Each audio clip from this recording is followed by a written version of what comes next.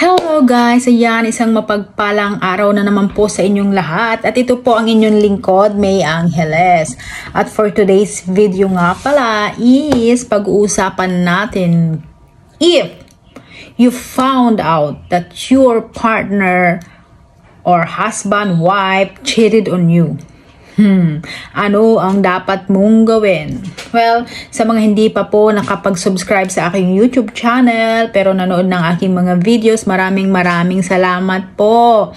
At nakikiusap po ako na subscribe nyo na po ang aking YouTube channel. Please click the subscribe button, o diba? Para updated tayo sa mga heart problems na ating kinasasangkutan. Joke lang. Well, ayun na nga, ano ba ang dapat nating gawin kapag nahuli natin o nalaman natin ang ating partner ay nag-cheat sa atin o niloko tayo, naghanap siya ng iba? Well, simple lang naman, di ba? Bumitaw ka na. Hindi naman lahat ng pagkakataon ganon, di ba? Kasi sa totoo lang, mahirap mag-move on, mahirap bumitaw, lalo na kapag mahal na mahal natin ang isang tao, right?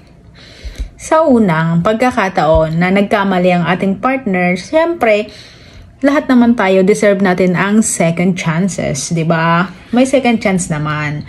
Kapag inulit niya, so, alam mo nang dapat mong gawin. Sa unang pagkakataon na nag-cheat siya sa'yo, baka nagkamali lang siya or, alam nyo na, natukso lang sa iba. Or tinukso lang. May mga ganong kasing pagkakataon. May mga cases na ganon ang nangyayari, natukso lang. So, baka pwede pa natin pagbigyan ulit. 'Di ba?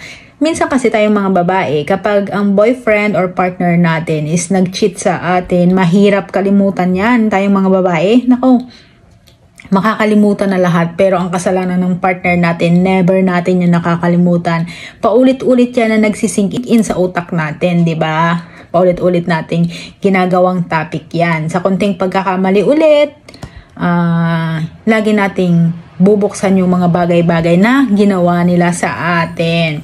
Well, kung alam nyo naman na sa relasyon nyo, ayun, tinanggap mo ulit siya, binigyan mo siya ng chance, pero how many chances yung binigay mo, pero nakikita mo na lagi nyong pinag-aawayan yun, you better to let go na. Huwag ka nang mag-stay sa relasyon na very toxic na, kasi hindi mo, unang-una, hindi mo makakalimutan yung ginawa niyang panloloko sa'yo. And nasasaktan ka pa ulit-ulit. Kasi nga, kahit sabihin natin na napatawad na natin sila, ang nasa utak natin lagi ay uulitin niya na naman yun. O, diba? Ganon naman talaga tayo. Boys or girls, ganon talaga ang nangyayari. Lagi nating iniisip na, naku, ulitin niya na naman yan. Hindi siya magbabago. At nagiging praning tayo. Pag ganon ang nangyari, so let go na. Huwag nating subukang ayusin. Kung pwede nang tapusin na lang. Kasi mas mahirap kumapit kapag alam mong hindi na madikit yung pandikit na ginagamit, di ba? Kapag nasira kasi ang tiwala natin, nahirapan tayong ulit magtiwala. O, di ba? Ganun lang. Kapag pwede pang pagbigyan ng pagkakataon, huling pagkakataon, pagbigyan. Pero pag paulit-ulit na ginagawa, let go na. Kasi ibig sabihin nun, hindi ka niya mahal. Kung paulit-ulit, mag-iisip ka talaga, bakit niya inuulit na sasaktan ka? Kasi kapag mahal ka ng isang tao, hindi ka niyan sasaktan. Tandaan nyo yan. Kasi iingatan niya yung puso nyo. Pero kapag inulit-ulit niya yung mga pangyayari na alam niyang nakakasakit sa'yo, naku, huwag kang maniniwala na mahal ka niya. Diba?